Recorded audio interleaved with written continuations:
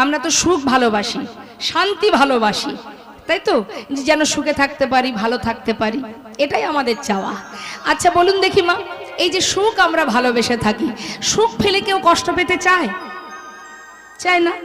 তাহলে মস্ত বড় জমিদার লালা, তার তো কিছুর অভাব ছিল না। বেশি দূর তো আপনাদের বাড়ি নয় মা, আমার আপনার মতনই একজনই ব্যক্তি, যার বাড়ি আমাদের কাছেই। কোথায়?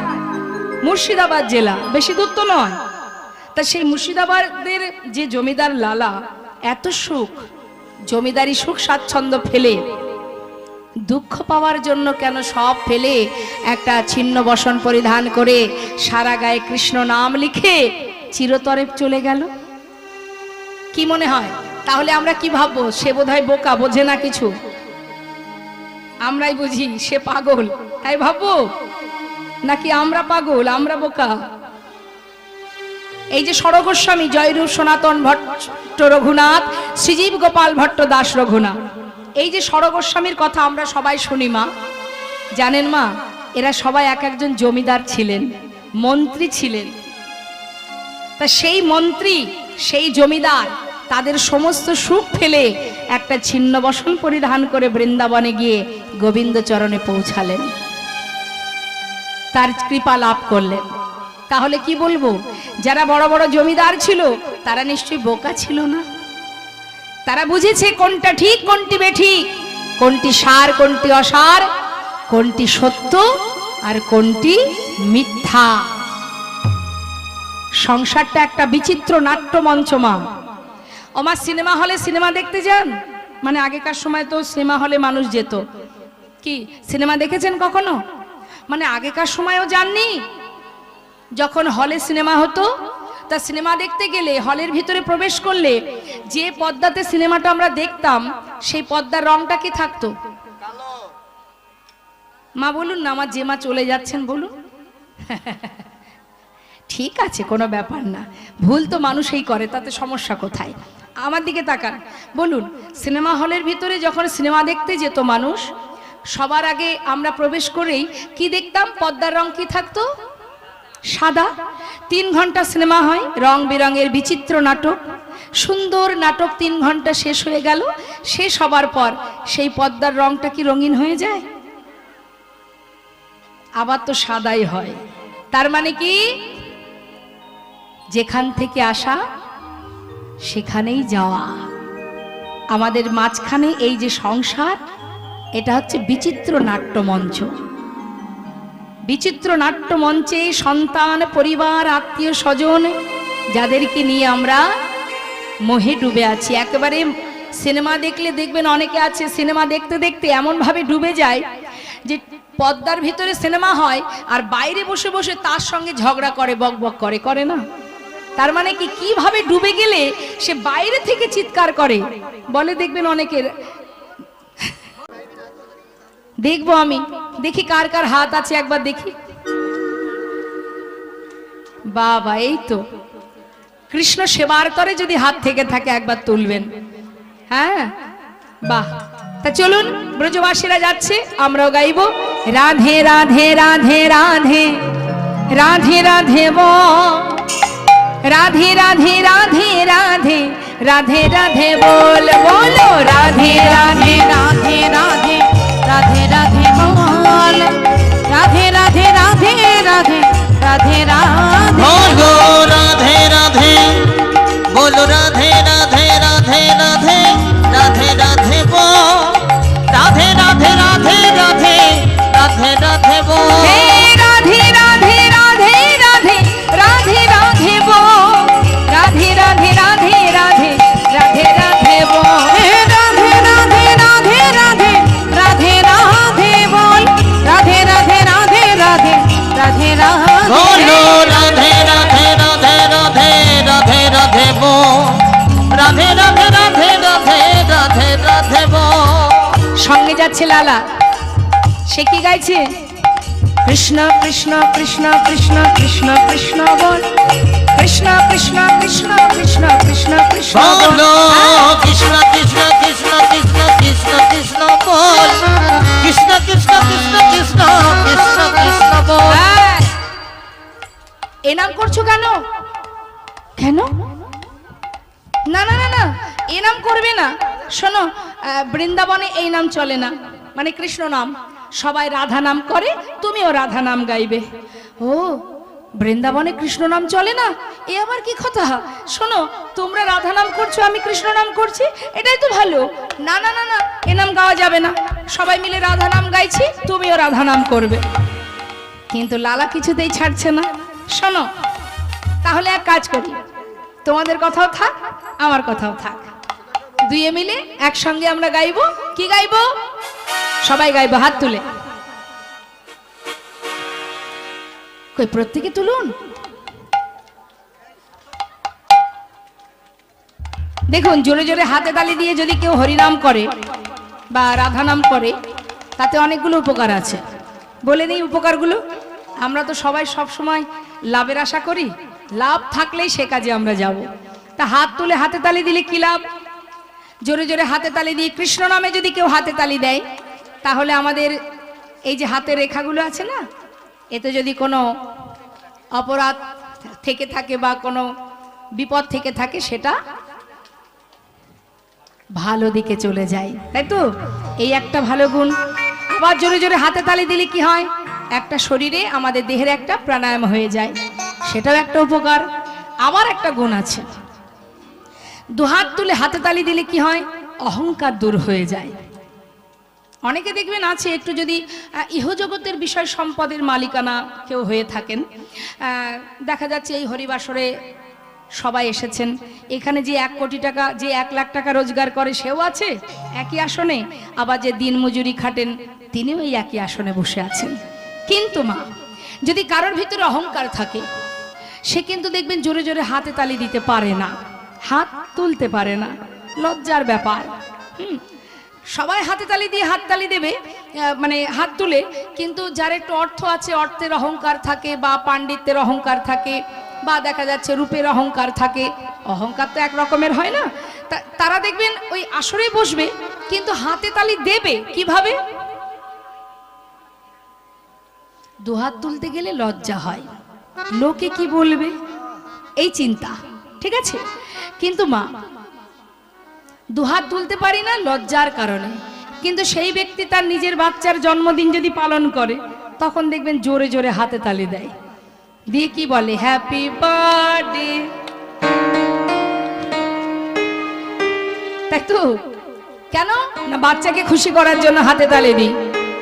কিন্তু নিজের জন যে আমার, শুধু আমার, যে আমার ভালোতে আছে, মন্দতে আছে, যে আমার সুখে আছে, দুঃখে আছে, তার জন্য দুহাত একবার তুলি না, লজ্জা করে।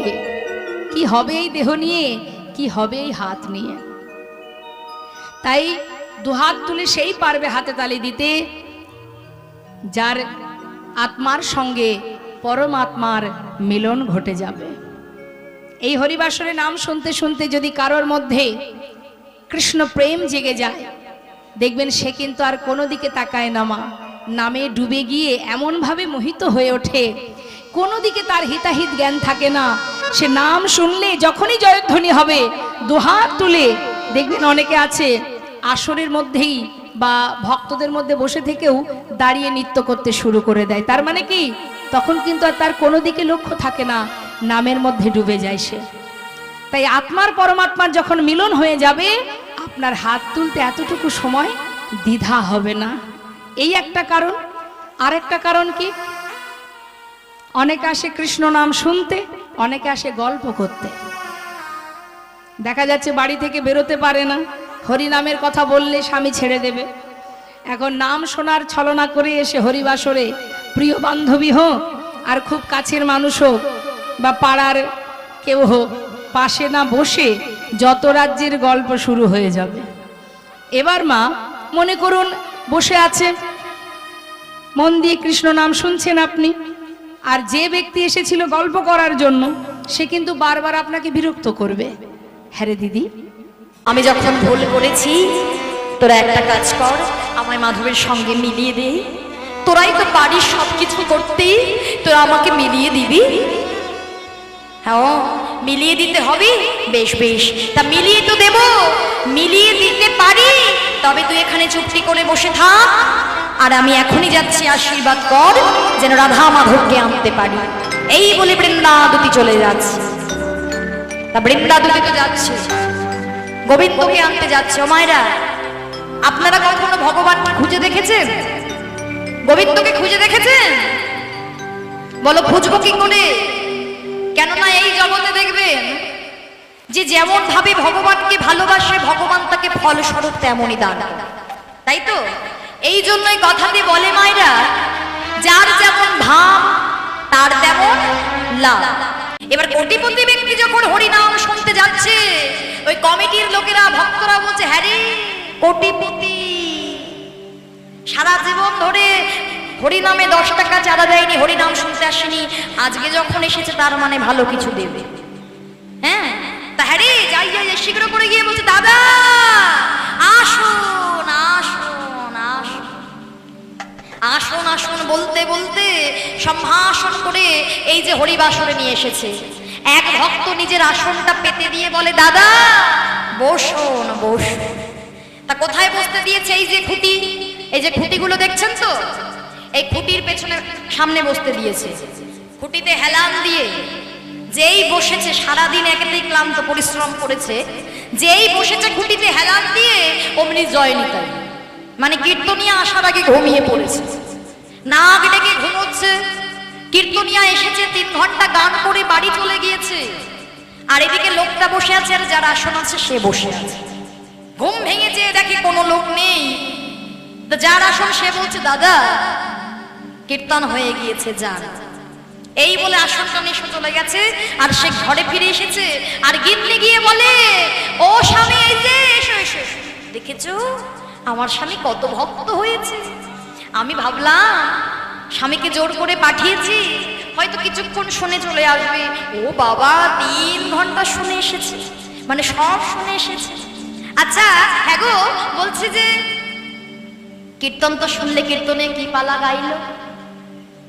কীর্তনিয়া কেমন দেখতে গো? ভালো ভালো ভালো গাইলো তো? কি পালা গেয়েছে বলো না গো?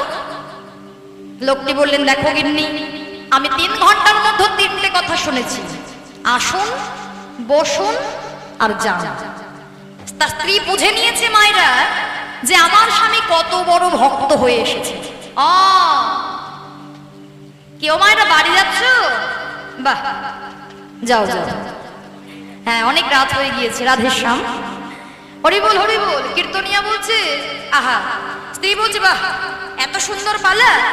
তা ঠিক আছে, যে মন্ত্রগুলো শুনে এসেছো সারা রাত ধরে জপ করো, একদম ঘুমাবে না, বলছে একদম ঘুমাবে না। এই বলে গিন্নি পাশ ফেলে ঘুমিয়ে পড়েছে। আর লোকটা ভাবছে, প্রায় তো মাঝরাত হয়েই গেল, আর কিছুক্ষণ পরেই ভোর হবে, তা আমি এখন ঘুমিয়ে কেন গিন্নির মেজাজটা নষ্ট করতে যাব? আমার দরকার নেই, বা ওর থেকে আমার মন্ত্র জপ করা ভালো। ও সারা রাত ধরে যা শুনেছে তাই জপ করছে। আর সেই দিন সেই লোকটার বাড়িতে পড়েছে 5 জন চোর চুরি করতে।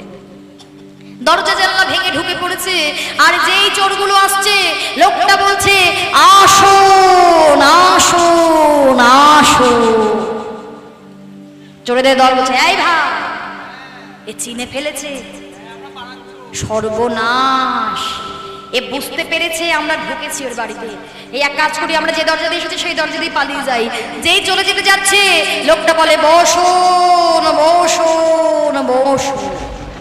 যেদিন সত্যি সত্যি প্রকৃত হরিনাম শুনে, কীর্তন শুনে, কীর্তনের মূল মন্ত্রটা তুমি জপ করতে পারবে, সেদিন কি হবে? তোমার দেহে যে 6টি চোর আছে, কাম, ক্রোধ, লোভ, মোহ, মদ, মাৎসর্য, আমাদের দেহে যে 6টি চোর আছে, সেদিন তোমার চরণেরা আত্মনিবেদন করবে। নিতাই গৌর হরি হরি। আর আত্মনিবেদন করতে গেলেই সাধুর বাজারে আসতে হবে, ভক্তের বাজারে আসতে হবে। তাই ও আর বিলম্ব করো না। আচ্ছা, তাকে কি আমার সঙ্গে একবার মিলিয়ে দিতে পারো? মিলিয়ে তো দেব, আমরা আর কে বলো? যার কাছে যে তোমার উপর মান করেছে, তার মান তোমাকেই ভাঙাতে হবে। তোমার উপরেই তো মান করেছে, কিভাবে ভাঙাবো? না, তুমি এখন আছো পুরুষ, তোমাকে নারী বেশ ধারণ করতে হবে, তোমাকে বিদেশে নির্বেশে সাজতে হবে। তা দেখবেন মায়ের, আমরা সচরাচর মান গান মালিনীর বেশে মিলন দর্শন করি, তাই তো? তা মান ভঞ্জন এক প্রকার তো মান নয়, মান হচ্ছে 8 প্রকার। তা অনেক রকমেরই মিলন আছে, বিদেশিনীর বেশে মিলন আছে, মালিনীর বেশে মিলন আছে। আবার দেখবেন বাজিগর বেশে মিলন আছে, তাই তো? হ্যাঁ, কাকমাল্য মানুষে দেখবেন অনেক রকম ভাবে মিলন আছে। তা আজকে আমরা বিদেশিনী বেশে দর্শন করব। অর্থাৎ বিদেশিনী মানে বৃন্দাবনে যারা বিদেশিনী গান গাইতে জানতো, ভালো গান জানতো। আজকে তোমাকে গান গাইতে হবে, গান শুনিয়ে রাধার মন ভালো করতে হবে। বেশ, এই বলে সুন্দর করে সাজিয়ে দিলেন আর বললেন, শোনো, রাধার কাছে ধরা পড়ে যেও না, রাধার কাছাকাছি বসবে না। কেন? কৃষ্ণাঙ্গ গন্ধ পেয়ে যাবে, দূরে দূরে বসবে। আর আচ্ছা শ্যাম, বলো তো, তুমি তো নারী বেশে সাজলে, নারীরা কোন পা আগে বাড়িয়ে হাঁটে?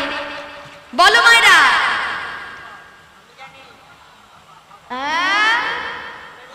বলো। এই যে মায়েরা দেখো কি বলছে, বলছে তোমরা নাকি জোড়া পায়ে হাঁটো। হ্যাঁ, জোড়া পায়ে হাঁটো। একে ছেড়ে দিও না কিন্তু, দেখো বলছে জোড়া পায়ে হাঁটো না। ও মায়েরা কোন পায়ে হাঁটো? এরা হাঁটে না, ওরা হাঁটে না, না? হ্যাঁ, রোড বা পায়ে হাঁটে, তাই তো? প্রথমে বা পা আগে বাড়ায়, তারপরে ডান পা। হ্যাঁ, তোমাকে বা পা আগে বাড়াতে হবে। বেশ, এই বলে রাধার কাছে নিয়ে গেলেন। রাধে, গোবিন্দকে তো পেলাম না, এখন একজন বিদেশিনীকে দেখতে পেলাম, তোর বাইরে একটু ঘোরাফেরা করছিল, তাকে ডেকে আনি, দুটো ভালো গান শোন, আবার আমরা গোবিন্দকে খুঁজি। এই বলে বিদেশিনীকে ডাকা হলো।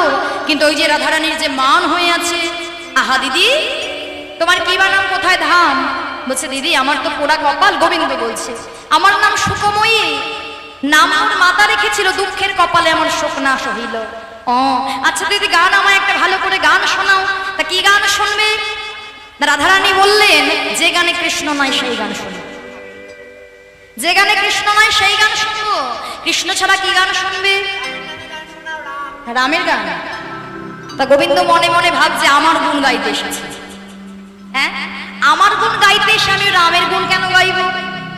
রামের গুণ গাইব না, কিন্তু এমন কিছু গাইব যেটা শুনলে রাধারানীর গান শুনতে চাইবে, অর্থাৎ নিন্দে মন্দ করব।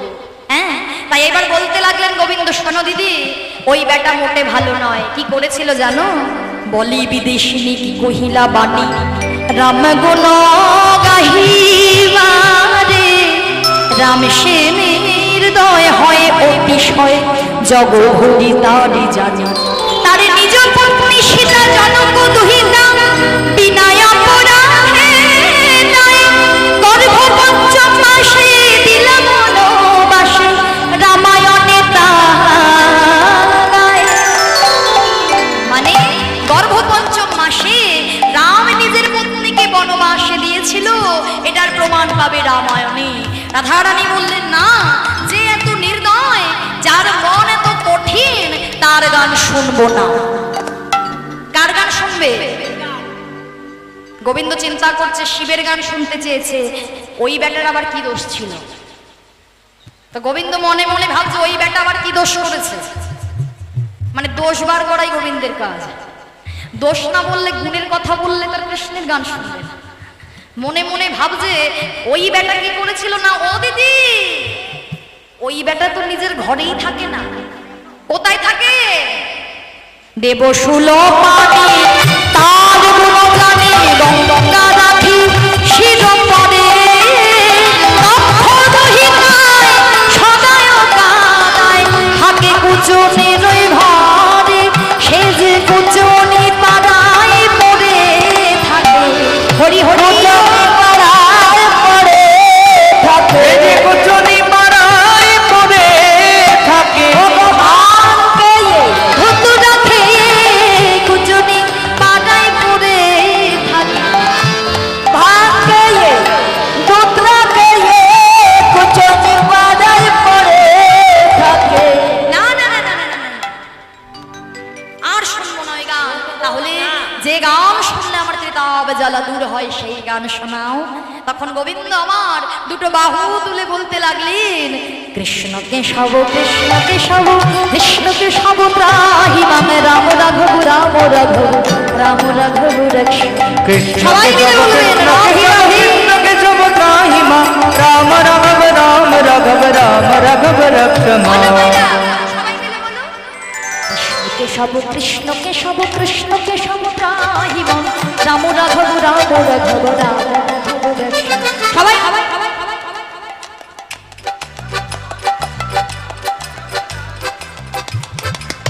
বাহ। কৃষ্ণকে সব কৃষ্ণকে সব কৃষ্ণকে সব ত্রাহিমাম, রাম রাঘব রাম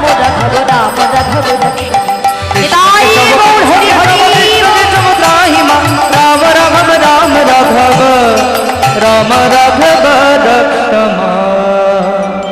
রাধারানী হাতে তালি দিয়ে বললেন দিদি ভালো ভালো ভালো। বাহ, তোমার গান শুনে আমার জ্বালা দূর জুড়িয়ে গেল, জ্বালা দূর হয়ে গেল। তাও দিদি আমার মনে একটা বাসনা আছে। কি বাসনা? আমি তোমার সঙ্গে সই পাতাম। এসো সই দুটো মনের কথা বলি। মনের কথা কই। গোবিন্দ বলেন না না না। আমার আবার সই টই টেকে না। হ্যাঁ, গোবিন্দর সেই ভাব। আমার আবার সই টই টেকে না দিদি। দিনকাল তো ভালো নয়। বলছি মানে স্বার্থ ছাড়া কেউ আর ভালোই বাসে। কেন গো দিদি, তোমার আবার কি মনে হচ্ছে আমি আবার কি স্বার্থের জন্য তোমাকে ভালোবাসতে চাইছি? এই যে ধরো এখন আমার গান শুনে তোমার ভালো লাগলো, কণ্ঠটা ভালো বলে তোমার ভালো লেগেছে। যখন গানের গলাটা খারাপ হয়ে যাবে তখন কি থাকবে আমার সই? রাধারানী বলছে দেখো দিদি, তোমার কণ্ঠ ভালো থাক বা না থাক, তুমি হবে আমার সই। ও তার মানে আমি সুন্দরী। এই যে একটু আগে বলছিলে আমাকে দেখে নাকি তোমার একেবারে নয়ন জড়িয়ে যাচ্ছে। মানে আমি যতদিন সুন্দরী থাকবো, যৌবনা থাকবো, ততদিন সই থাকবে। যখন বুড়ি হয়ে যাব তখন সই থাকবে। ও দিদি, তুমি বুড়ি হবে, আমি কি চির যৌবনা থাকবো? তা মানুষ কি সারা জীবন যৌবনা থাকে বাবা? থাকে। হ্যাঁ, কি করে থাকে? আরে এই যুগে থাকে, মেকআপ করে থাকে। মেকআপ করে কখনো কেউ থাকে না। চামড়া যখন কুচকে যাবে রে তখন কি হবে? ওগুলো টেপ দিয়ে টেনে নেবে। শুনতে পেয়েছো ছোড়া কি বলছে? বলে টেপ দিয়ে টেনে দেবে তোমাদের চামড়া। হরি বল হরি বল। অদিদি শোনো, তুমি যেমন বুড়ি হবে আমিও বুড়ি হব। অতএব যখন বুড়ি হবে তখনও তুমি হবে আমার সই। গোবিন্দ বলে ও দিদি, বলছি কি একটা কথা, মানে সই মানে তো সব কিছুই মেনে নিয়ে সই হয়। মানে বলছি যে দিদি, আমি এখন মেয়ে ছেলে আছে, একটু পরে যদি বেটা ছেলে হয়ে যায় তাহলে তখনও কি সই থাকবে? আমি মেয়ে ছেলে, আমি যদি বেটা ছেলে হয়ে যাই কোনো আপত্তি থাকবে না তো দিদি? ও দিদি, ও আবার কেমন কথা গো? কোনোদিন আয় আয় বেন্দা, কোথা থেকে ধরে এনেছিস একে? হ্যাঁ, এ কোথা থেকে ধরে এনেছিস? এ দেখ বলে মেয়ে ছেলে থেকে বেটা ছেলে হয়ে যাবে। এই এমন কি হয়? হ্যাঁ, আরে আরে বুঝতে পারছিস না, তোর বধূ তো তোর সঙ্গে এমন রঙ্গ করে। সত্যি ঠিকই বলেছিস, আমার বধূ আমার সঙ্গে এমনই করে। এই যুগে সবই হয়ে যাচ্ছে। ঠিক আছে দিদি, তুমি মেয়ে সত্যি, তোমার সাথে আমার কথা বলে গান শুনে আমার জ্বালা দূরে গেল। তুমি মেয়ে ছেলে হও আর বেটা ছেলে হও, তুমি হলে আমার সই সই সই। তুমি ডিজে বাজালে, তুমি ধুমধারাক্কা নাচানাচি করলে, আর যেদিন আমাদের দেহটা বিসর্জন হবে সেদিন কি লরিতে করে একটা ডিজে বাজিয়ে গেলে হতো না? কি বাবা, হওয়ালে তো হতো, তাহলে হওয়াচ্ছি না কেন? এই জায়গায় আমার চৈতন্য মহাপ্রভু শিক্ষা দিলেন, ওরে কলির জি, ভালো করে পিছনে তাকিয়ে দেয়। এলি খালি হাতে যাচ্ছে, সে খালি হাতে। তাহলে পিছনে যাচ্ছে কে? তোর কর্মফল। আর কে যাচ্ছে? কেউ যাচ্ছে না, কিন্তু সবাই দূরে আছে। তো দেহটা যাচ্ছে, আর কি যাচ্ছে? এই হরি নাম যাবে। তাহলে চলেন মায়েরা, আজকে আমরা সবাই ভালো যদি বাঁচতে হয় গৌর গোবিন্দ চরণ ভালোবাসো। কেন? পৃথিবীতে সবার ভালোবাসায় বাবা আমি তো আছে, আমার আছে, কিন্তু আমার ভগবানের ভালোবাসায় কোনো আমার নাই। ভগবানের ভালোবাসায় কোনো চাওয়া পাওয়াও নেই মা। অনেক মায়েরা বলে যে এই পৃথিবীতে আমার মা সব থেকে আমাকে বেশি ভালোবাসে। অমায়েরা ভালো করে, এবার আমি যে কথাটা বলবো ভালো করে বিচার করে বলবেন। মা যে তোমায় ভালোবাসে কেন আমরা বলি? যে জন্ম নিলাম, জন্ম নিয়ে মারে কোলে বসলাম, মায়ের স্তনদুগ্ধ পান করলাম। তাহলে পৃথিবীতে যদি কেউ প্রথম সন্তানের কথা ভাবে সেটা হচ্ছে আমার মা। কিন্তু এইবার ভালো করে বিচার করে দেখেন তো মা, আমিও একজন মা। আমার একটা ছেলে আছে, মা মাধ্যমিক দিল, তাহলে আমিও একটা মা। এখানে অনেক মা আমরা আছি, তো যারা মা হয়েছে তারা ভালো করে বুঝবো বাবা, মাতৃস্তনে দুগ্ধ কখন আসে না? যখন সন্তানের বয়স গর্ভে 5 মাস হয়। তাহলে 5 মাস সন্তান গর্ভে এলো, মাতৃস্তনে দুগ্ধ এলো, তাহলে দুধটাকে মা কি নিজে নিজে তৈরি করলো? মা যদি নিজে নিজে তৈরি করতো মা, তাহলে তো গর্ভের সন্তান আসবার আগে পারতো। করেছে কি? তাহলে স্বামী দিল না, গ্রাম প্রতিবেশী দিল না, আত্মীয় পরিজন দিল না, তাহলে মার স্তনে দুগ্ধটা দিল কে? না বিশ্বের স্রষ্টা মালিক ভগবান। একদিনের বাচ্চা সে জন্ম নিয়ে কি খাবে তার ভাবনা না তার মা ভেবেছে, না তার বাবা ভাবলো, আত্মীয় পরিজন কেউ ভাবলো, ভেবেছিল কে? না বিশ্বের স্রষ্টা মালিক ভগবান। তাহলে প্রকৃত যদি ভালোবাসতে হয়, পৃথিবীতে যা যা কিছু দেখছো বাবা সব অনিত্য। আজকে তোমার আছে, কালকের অন্য কারোর হবে।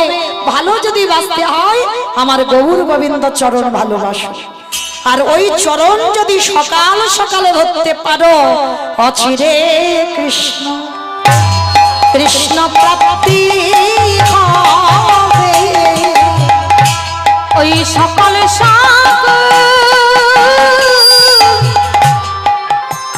কৃষ্ণ ভজলে অচিরে কৃষ্ণ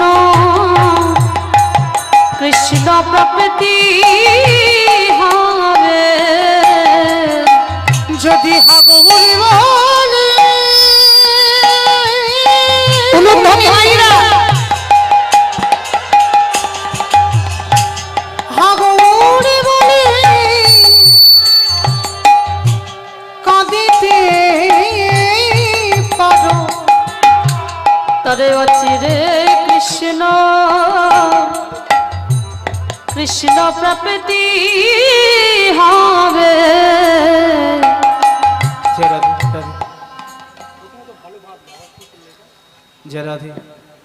জনিতাই তাহলে চলেন মায়েরা, আজকের আমরা সবাই যখন গুরুচরণ আশ্রয় করে এই রাত্রিবেলা একত্রিত হয়েছে, মায়েরা কিছুক্ষণের জন্য আমরা চলে যাব শ্রীধাম নদিয়া নবদ্বীপ ধাম।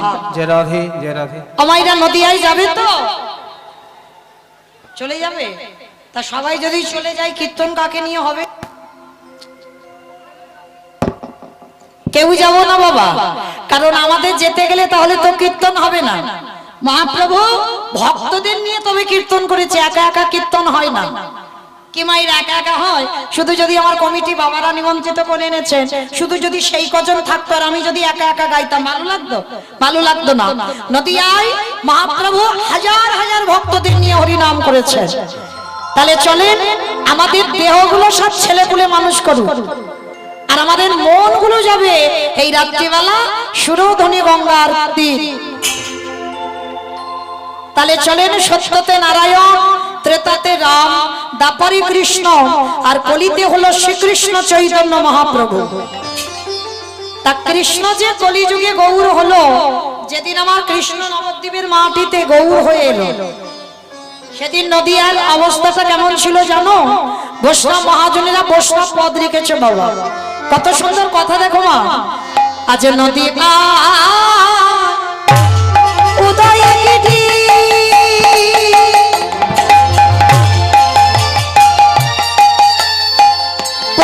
চন্দ্র গগুর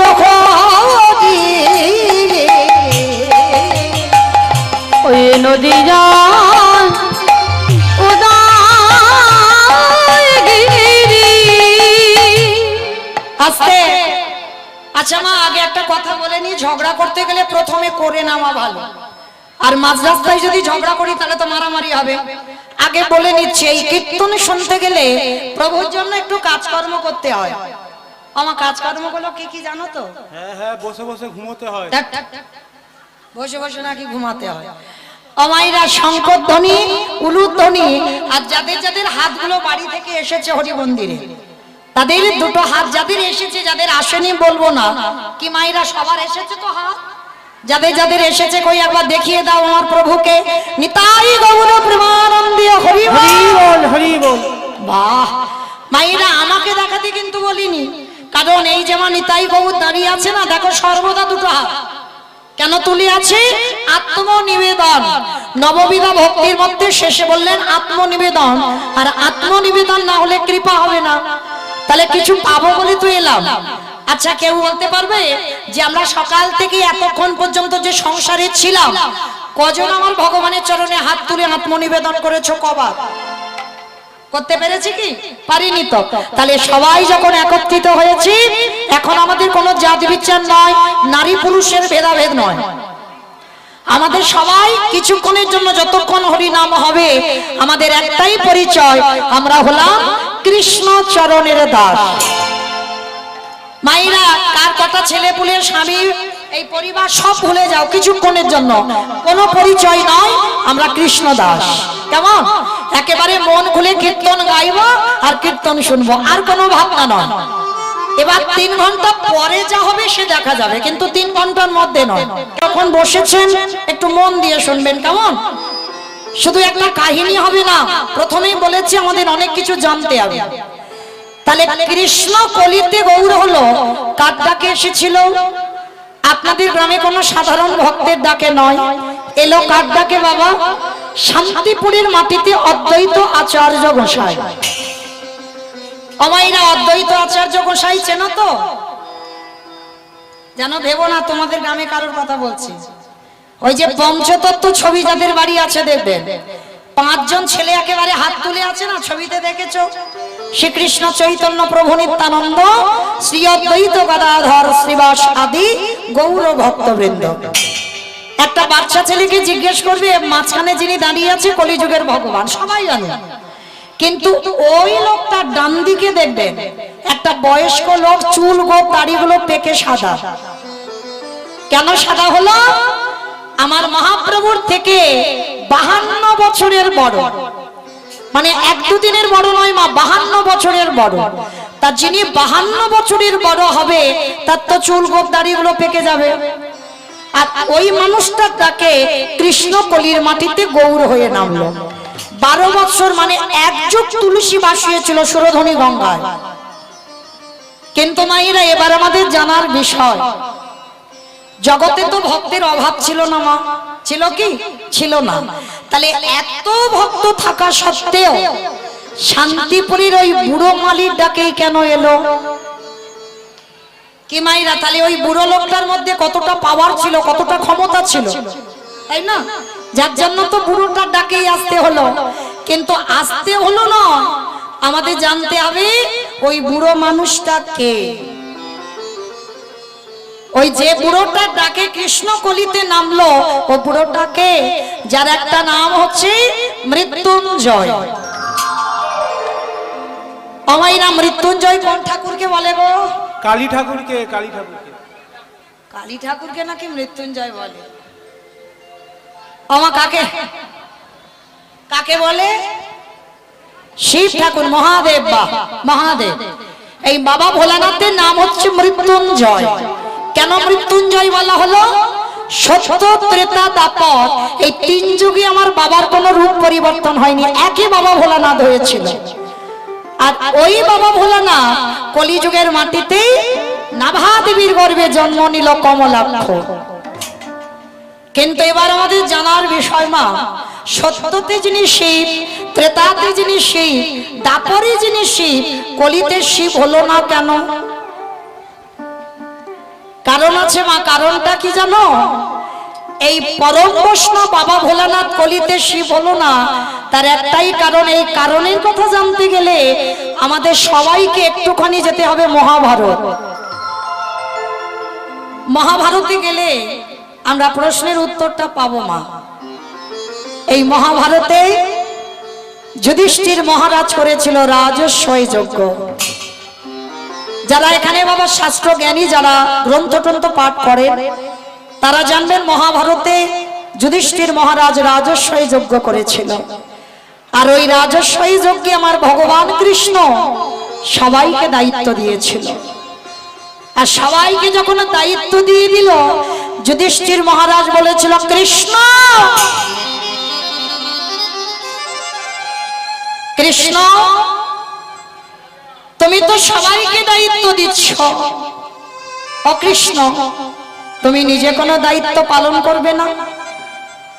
ভগবান আমার একটু মুচকি হেসে বলেছিল, দাদা আমি তো সবাইকে যজ্ঞে একটা করে কাজ দিয়েছি। আর জানো ভগবান বলছে, আমি আমার নিজের জন্য আলাদা করে 2টো দায়িত্ব ফেলে রেখেছি। সবাই একটা করে কাজ করবি আর তুমি করবে দুটো কাজ। কি কাজ করবে কৃষ্ণ? ভগবান হাসছে আর বলছে, দাদা প্রথম কর্ম হবে আমার এই রাজস্বী যজ্ঞে যত যত সাধুগুরু ব্রাহ্মণ বৈষ্ণব আসবে, আমি কৃষ্ণ দয়াময় হয়ে সবার প্রথমে নিজের হাতে তাদের চরণ যুগল ধৌত করে দেব। যেই না কথাটা বলা যুধিষ্ঠির মহারাজ চমকে উঠেছে। অসম্ভব! কৃষ্ণ কে কোন জাতের মানুষকে নিচু জাত কে উঁচু জাত জাতির ঠিক নেই, আর যারা যারা আসবে তুই প্রত্যেকের পা ধোবাবি। ভগবান আমার হেসে বলেছিল, দাদা কোন কালেই আমার জাতের বিচার ছিল না। যদি বাবা জাতের বিচার থাকতো তাহলে সবরই মাকে কৃপা করতে পারতো। জাতের বিচার যদি থাকতো গুহক চণ্ডালকে কৃপা করতে পারতো। জাতের বিচারে যদি থাকতো তাহলে নবদ্বীপের মাটিতে মলয় চাঁদ কাজী মুসলমানকে কৃপা করতে পারতো না। তাহলে আজকে ভগবান বারে বারে বলেছে আমার কাছে কোনো জাত বিচার নয়, আমার কাছে একটাই জাত, সবাই হলাম কৃষ্ণ চরণের দাস। যার জন্য তো ভগবান জাতের বিচার করছে না, আর যত যত ভক্ত আসছে সবার চরণ যুগল ধৌত করাচ্ছে। আচ্ছা না, এই জায়গাটা খুব মন দিয়ে শুনবেন, কেমন? বড় অনুভবের বিষয়, বড় চেতনার বিষয়। ভগবান হয়ে আজকের পা ধোয়ার ব্যবস্থাটা কেন করলেন? যজ্ঞে তো অনেক রকমের কাজ ছিল, অনেক ধরনের কাজ ছিল, তা কৃষ্ণ হঠাৎ পা ধোয়াতে গেল কেন? এমনি এমনি নয় বাবা, ভগবান পা ধোয়ালো কেন জানো? আমার মতো অধম কীর্তনিয়া, জ্ঞানহীনা ভক্তিহীনা, কৃষ্ণ প্রেম ও রস মাধুর্য কিনা, জানি না কি করে ভগবান ভজন করতে হয়। তবু আমার মতো অধম কীর্তনিয়া যখন এসেছে, সবার আগে এক বোন আমার পা ধোবার ব্যবস্থা করেছে, যে আজকে রাধারানীর এই কুড়ানিটা দান করেছে। তো আমার হৃদয়ে যতটুকু প্রেম ভক্তি আছে, যতটুকু পূর্ণ সঞ্চয় করেছি, আমার রাধারানীর কাছে প্রার্থনা করব অন্তিম সময় পর্যন্ত যেন এইভাবে ভগবত সেবার কাজে থাকতে পারে, এইভাবে সাধুগুরু বৈষ্ণবের চরণ আশ্রয় পায়, অন্তিম সময় যেন আমার রাধারানীর কৃপা লাভ করে। তাই গৌর প্রেমান হরি বল, হরি বল, হরি বল, হরি বল। তাহলে শুধু ওই বাড়ি বলে নয় মা, প্রত্যেকটা মানুষের আমাদের কর্তব্য, বাড়িতে যদি গুরুজন আসে, সাধুগুরু বৈষ্ণব এলে আগে পা ধোয়ার ব্যবস্থা করতে হবে। বছর অন্তর যদি গুরুদেব দুয়ারি আসে, আগে পা ধোয়ার ব্যবস্থা করতে হবে। অনেকে প্রশ্ন করবেন, মৌমিতা যদি আমার গুরুদেব দেহ রাখেন তাহলে আমি কি করব? তারও উপায় দিয়েছে। হয়তো সাধুগুরু বৈষ্ণব বছর অন্তর আসেই না, তারা কি করবে? তাদের ব্যবস্থা করেছে তো ভগবান। ভগবান বোঝালো যে যার ঘরের বাবা মা তো আছে, যে যার ঘরের শ্বশুর শাশুড়ি তো আছে। বাবা আমি কথাটা বললে অনেকে হেসে কথাটা উড়িয়ে দেয়, চরণ ধরে আমি বলবো, আমি যে কথাটা বললাম হাসির কথা নয় বাবা। মনে রেখো মা, যদি দুবারই সাধুগুরু বৈষ্ণব গুরুদেব যদি না পান, যে যার ঘরের বাবা মা যদি থাকে, শ্বশুর শাশুড়ি যদি থাকে, যারা হারিয়ে ফেলেছ আর তো মরার আগে পর্যন্ত কাঁদলে পাবে না, যাদের আছে ওই মূল্যবান দুটো চরণ খুব যত্ন করে রেখে দাও। কেন বলছি মা মূল্যবান চরণ? আমার কথা নয়, আমার ভগবান কৃষ্ণ সুদামাকে বলেছিল, সুদামা এই পৃথিবীতে সব থেকে বড় গুরু তো যে যার ঘরের বাবা মা, তারপরে গুরু হলো শিক্ষা গুরু, দীক্ষা গুরু, তারপরে গুরু হলাম আমি ভগবান। সবার আগে বাবা মার জায়গাটা দিয়েছে কেন গো? ভগবান বোঝাতে চাইলো যেতে হবে না বৃন্দাবন, যেতে হবে না নবদ্বীপ, যেতে হবে না হরিদ্বার, দক্ষিণ ভারত, পশ্চিম ভারত ও কুম্ভ মেলায় স্নান করার দরকার লাগবে না, যদি তুমি জীবিত ভগবানকে সেবা করতে পারো। আর জীবিত ভগবানকে যে যার ঘরের বাবা মা, মনে রেখো মা, বছর অন্তত সব রকমের পূজা তোমরা করো, কিন্তু মাটির মূর্তি পূজা করো, পাথরের মূর্তি পূজা করো, কাঠের মূর্তি পূজা করো। একবারের জন্য বছরে একবার জীবিত ভগবানকে পুজো করেছো, যার জন্য তুমি এই পৃথিবীর মাটিতে এলে, যে 10 মাস 10 দিন গর্ভে ধারণ করলো।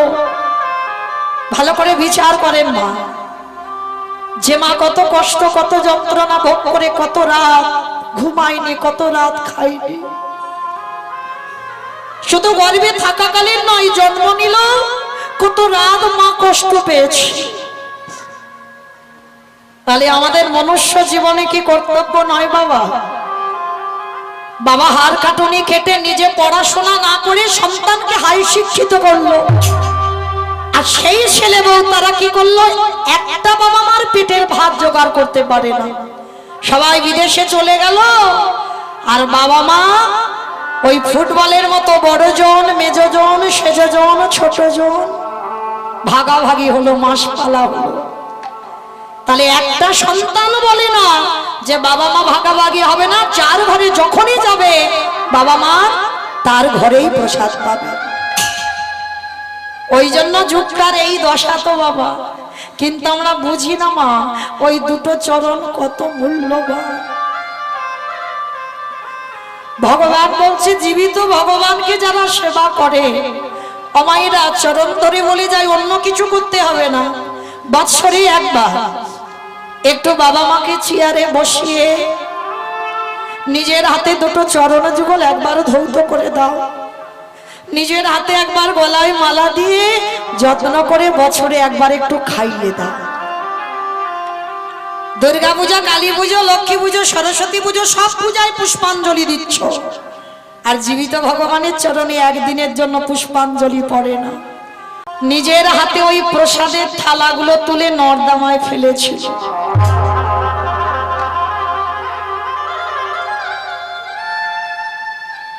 শুধু নর্দমায় ফেললো না, আরো একটা কাজ করেছিল। কি কাজ জানো? যখন এঠো পাতাগুলো ওই নর্দমায় ফেলছে, ভক্তরা যখন প্রসাদ পায়, বাবা সাধুগুরু বৈষ্ণব প্রসাদ পায়, আর ওই পাতাতে একটু করে এঠো তো লেগে থাকে, ভগবান কৃষ্ণ আড়ালে গিয়ে পাতাগুলো ফেলছে, আর একটু করে এঠো তুলে নিয়ে কেউ যাতে দেখতে না পায়, কৃষ্ণ ওই বৈষ্ণবের এঠোটা নিয়ে গায়ে মাখছে।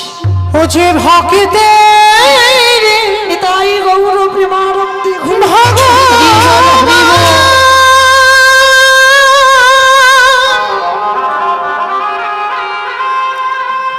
ও যে ভক্ত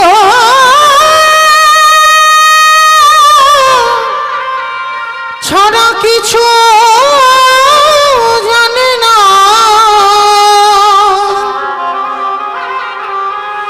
তাই তো যুগে যুগে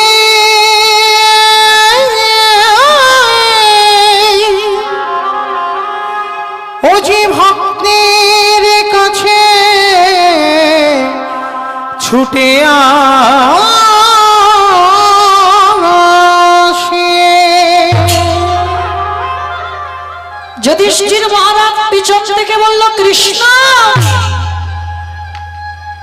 ভক্তদের পা ধোয়াচ্ছিস, মেনে নেওয়া যায়, ভক্তদের এঠো পাতা নর্দমায় ফেলছিস, মেনে নেওয়া যায়, কিন্তু কৃষ্ণ ভক্তদের এঠো তুই গায়ে মারছিস কেন? ভগবান নয়ন জলে ভেসে বলেছিল, দাদা গো আমি ভক্ত বড়,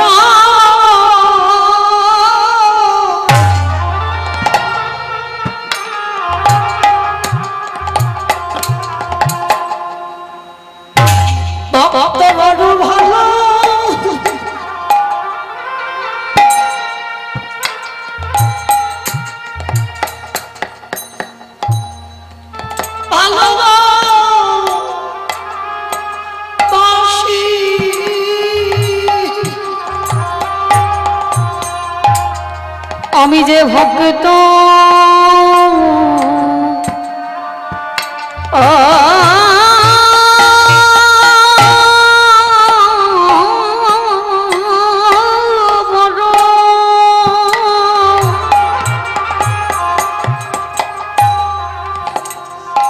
ভক্ত বড় ভালো ও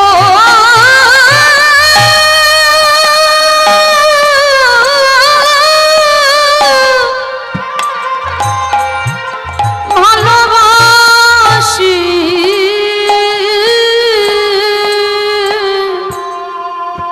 অবয়ে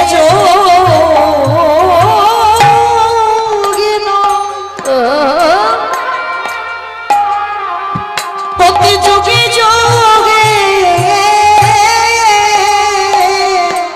আমি যে ভক্ত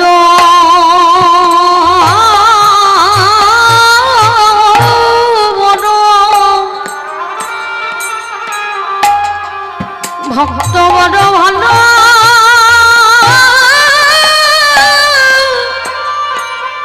ভালোবাসি আড়াল থেকে যুধিষ্ঠির মহারাজ দেখে বলছে কৃষ্ণ ভক্তদের এটো তুই গায়ে মারছিস কেন?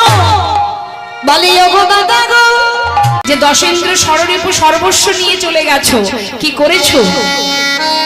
বদনে কি করেছো? হাত দিয়ে কি করেছো? কিছু তো কর্ম করতে হবে, না হলে হবে কি করে? এক জন্মে না হোক, বারবার জনম জনম যদি প্রয়াস করো, একদিন না একদিন নিশ্চয়ই তার কৃপা তুমি লাভ করতে পারবে। তাই বৈষ্ণব মহাজন তিনি বললেন, ঘোর কলিযুগে কলিহত জীবের জন্য এত সহজ উপায় দিলেন, সেটা কি? মধুমাখা হরিনাম। হে জীব, সাধন ভজন করো না, যাগযজ্ঞ করো না, পূজা অর্চনা করো না, দরকার নেই, পারবে না করতে। পারবো? আপনি যদি মনে করেন বাড়িতে 5 মিনিট বসে ধ্যান করবেন, করতে পারবেন না বাবা। এই কলি আপনাকে ধ্যান করতে দেবে না। রাজ্যের চিন্তা মাথার মধ্যে ঢুকে যাবে যদি 5 মিনিট চুপচাপ এক জায়গায় বসে থাকেন। তাহলে কলিযুগে ধ্যান, তপস্যা, যাগযজ্ঞ, পূজা অর্চনা কিছুই করতে হবে না, যদি কেউ মহামন্ত্র অর্থাৎ হরিনাম করতে পারে। সে যেখানে থেকেই করুক, তার জন্য স্থানকাল পাত্রের প্রয়োজন হয় না। শাস্ত্রে বললেন, অপবিত্র পবিত্র বা সর্ববস্থাঙ্গত পিবা যৎ সারি পুণ্ডরিকাক্ষ সবাজ্য অভ্যন্তর সূচি। বাহির ভিতর সবই পবিত্র হবে যখনই তুমি নামকে সার করবে। তাই গৌর হরি বল, হরি বল।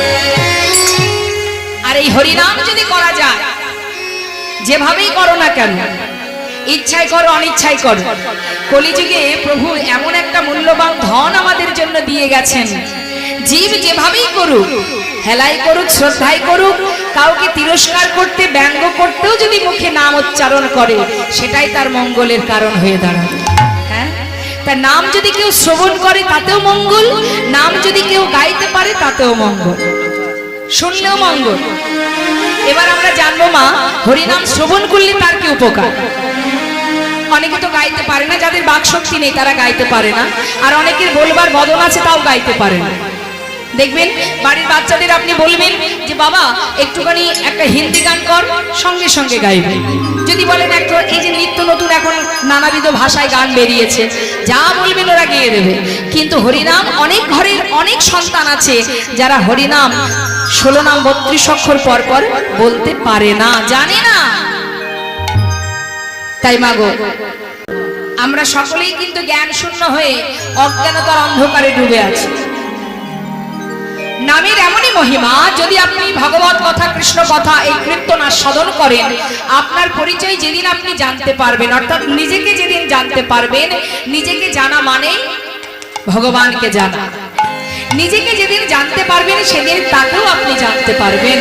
তাই দেখুন, আজ একটা সুন্দর প্রমাণ আপনাদের বলি।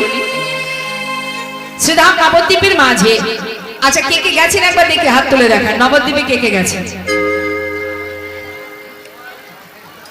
মাঝে মাঝে হাতগুলো দেখতে পাচ্ছি না, মানে তাদের কি যাওয়া হয়নি নাকি হাত আনা হয়নি? হাত কি বাড়িতে না এখানে? হাত আছে? একটু দেখি কার কার হাত আছে দেখি।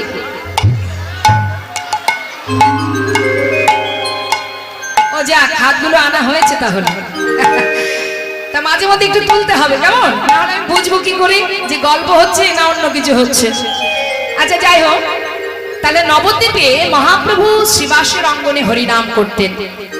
শ্রীবাসের ঘরে হরিনাম করছি, নাম ভক্তগণকে নিয়ে নাম চলছে। হঠাৎ শ্রীবাসের স্ত্রী প্রতিনিয়ত ভক্তগণ আর গৌরহরি সেবার জন্য নানাবিধ রন্ধন করে। একটু মন দিতে হবে মা কথার মধ্যে, কথা বলা যাবে না, এত কথা বললে হবে না। যদি কারোর বাড়ি যাওয়ার ইচ্ছা থাকে সে পিছনে গিয়ে বসবেন, মাঝখান থেকে উঠে যাবেন না। জয় রাধে। তা বাবা, শ্রীবাসের স্ত্রী তিনি ভক্ত সেবা এবং প্রভু সেবার জন্য রান্না করছেন। রান্না করতে করতে মা হঠাৎ শ্রীবাসীর একমাত্র সন্তান মারা গেল। হরি বল। সন্তান যখন মারা গেল, মৃত সন্তানকে কোলে করে নিয়ে শ্রীবাসের স্ত্রী মালিনী কাঁদছে। এক ঘরে মহাপ্রভু হরিনাম করছে, আর এক ঘরে মালিনী তার মৃত সন্তানকে বুকের মধ্যে করে নিয়ে চিৎকার করে কাঁদছে। যার সন্তান হারিয়েছে সেই জানে সন্তানহারা যন্ত্রণা কি। তা যখন মালিনী কাঁদছে বাবা, সেই কান্না শুনতে পেল শ্রীবাস পণ্ডিত। শ্রীবাস পণ্ডিত শুনছে যে তার স্ত্রীর কণ্ঠস্বর, সে কাঁদছে, তার গলা শুনে তাড়াতাড়ি করে কাউকে কিছু না বলে নিজে পাশের ঘরে এসে দেখছে যে সন্তানকে কোলে করে নিয়ে তার স্ত্রী কাঁদছে। জিজ্ঞাসা করছে শ্রীবাস, মালিনী তুমি এমন করে সন্তানকে কোলে করে নিয়ে কাঁদছো কেন? কি হয়েছে তোমার? মালিনী বলে উঠলে, স্বামী আমাদের একমাত্র সন্তান মারা গেছে। স্বামী যে ঘরে মহাপ্রভু আছে সেই ঘরে এমন অকল্যাণ, এমন অঘটন, এমন অমঙ্গল। স্বামী বলো কেন এমন অমঙ্গল হলো? একমাত্র সন্তান সে আমায় ছেড়ে চলে গেল। বলো প্রভু থাকতে এমন বিপদ আমার জীবনে কেন এলো? স্বামী বলে দাও, কেন হলো এমন ঘটনা? কেন আমার সন্তান হারা হলাম আমি? শ্রীবাস পণ্ডিত বলছে, মালিনী শান্ত হও। দেখো যার হাতে যতটুকু সময়, সে তো তার বেশি থাকতে পারবে না। তাকে ধরে রাখার ক্ষমতা আমার তোমার কারোরই নেই। কিন্তু মালিনী একটা কথা ভালো করে জেনে রাখো, তোমার সন্তান যখন মারা গেছে ঠিক সেই সময় মহাপ্রভু ভক্তগণকে নিয়ে আমারই ঘরে হরিনাম করছে। হরি বল, হরি বল। এর থেকে আনন্দ আর কি হতে পারে? নাম করতে করতে হঠাৎ শ্রীবাসকে বলছে, শ্রীবাস বলো দয়াময়, আজ আমি হরিনাম করছি বটে, কিন্তু আমি কোনো আনন্দ পাচ্ছি না কেন? কেন দয়াময়, কি হয়েছে তোমার? কেন তুমি আনন্দ পাচ্ছ না? জানি না শ্রীবাস, আমি কোনো সুখ পাচ্ছি না। একটা কথা জিজ্ঞাসা করব? হ্যাঁ বলো প্রভু।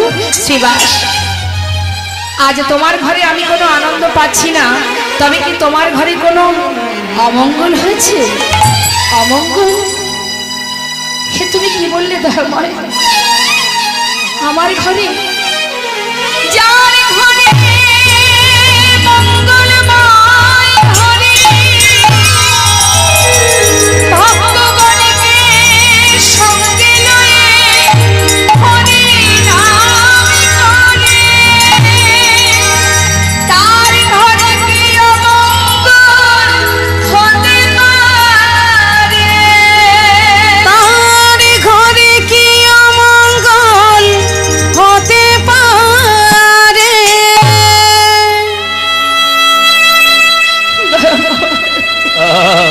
হরি বল। এমন কথা বলো না। যার ঘরে স্বয়ং ভগবান তার ভক্তদের নিয়ে হরিনামে মত্ত থাকে, সে ঘরে কি করে অমঙ্গল হয়? দয়াময়, আমার ঘরে কোনো অমঙ্গল হয়নি। পাশে দাঁড়িয়ে আর এক ভক্ত জিজ্ঞাসা করলেন, ও গৌরহরি তুমি শুনবে? শ্রীবাসের ঘরে কি হয়েছে? কি হয়েছে? দয়াময়, শ্রীবাসের একমাত্র পুত্র একটু আগে মারা গেছে। হরি বল, হরি বল। শ্রীবাস, তোমার পুত্র মারা গেছে? শ্রীবাস পণ্ডিত বললেন, গৌর হরি, এ তুমি কি বললে? আমার পুত্র,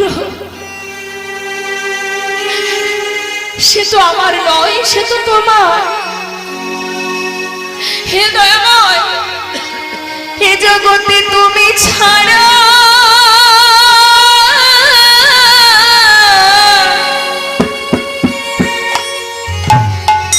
আমার আর কেহ নাই। এ জগতে তুমি ছাড়া হরি বল, হরি বল।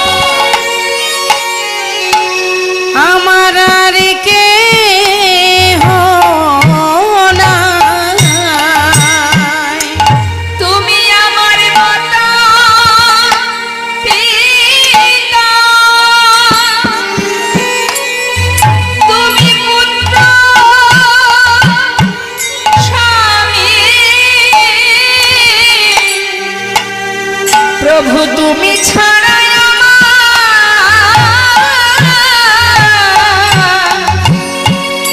আমার আর কেহ নাই। তুমি হলে আমার মাতা পিতা,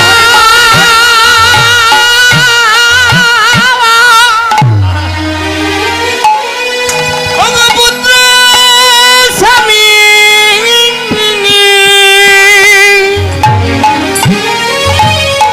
এ জগতে তুমি ছাড়া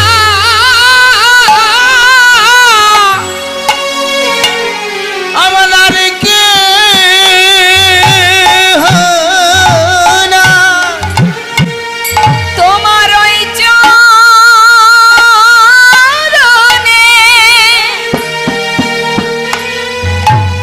আমার এই মিনতি,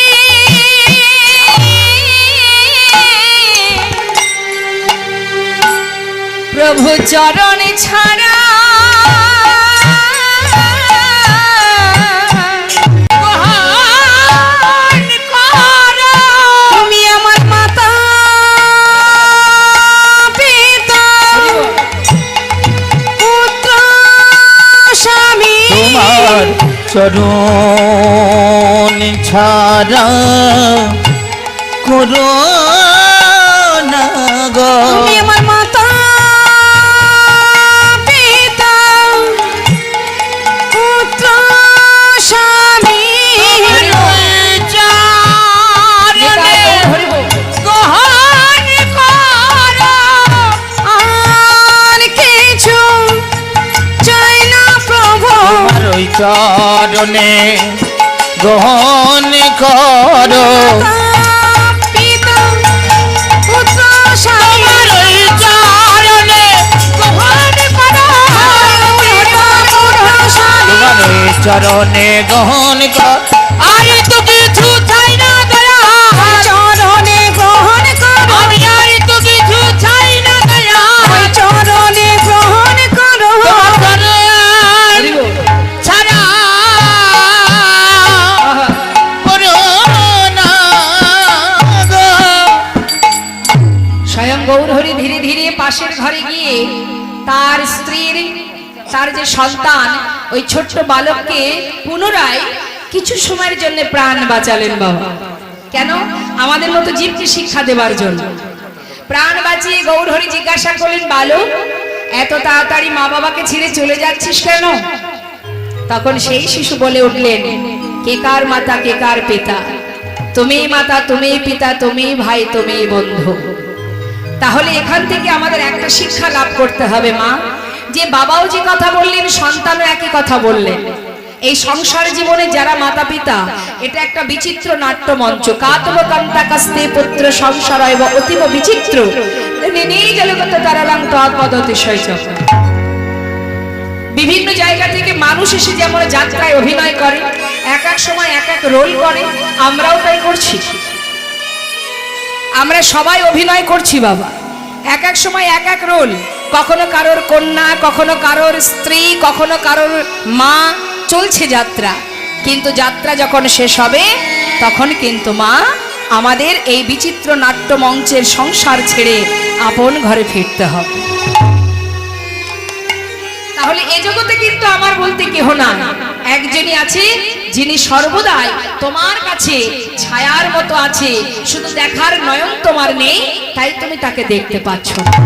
তাই বৈষ্ণব মহাজন বললেন, হে জীব, সময় এখনো আছে, যদি কিনা আপন আপন গুরুচরণ আশ্রয় করে মহামন্ত্র জপ করতে পারো, হরিনাম সার করতে পারো, আর কি করতে হবে?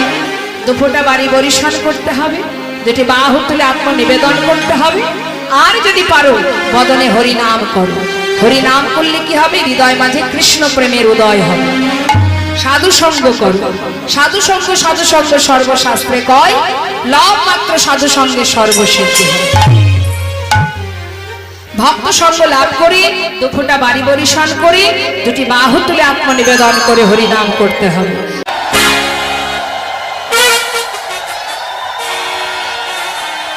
বৃন্দাবন ধাম আচ্ছা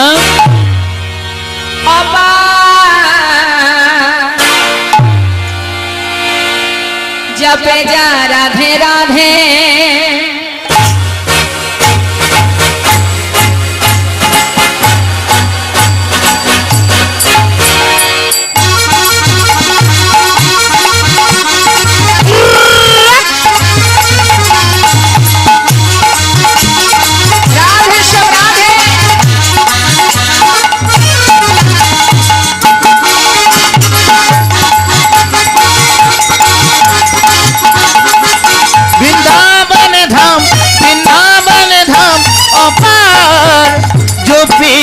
राधे राधे वृंदावन धाम अपार जपे जा राधे राधे गोविंदा जा राधे राधे भजे जा राधे राधे जपे जा राधे राधे भजे जा राधे राधे राधे अलबेली सरकार ओ जपे जा राधे राधे राधे अलबेली सरकार जपे जा राधे राधे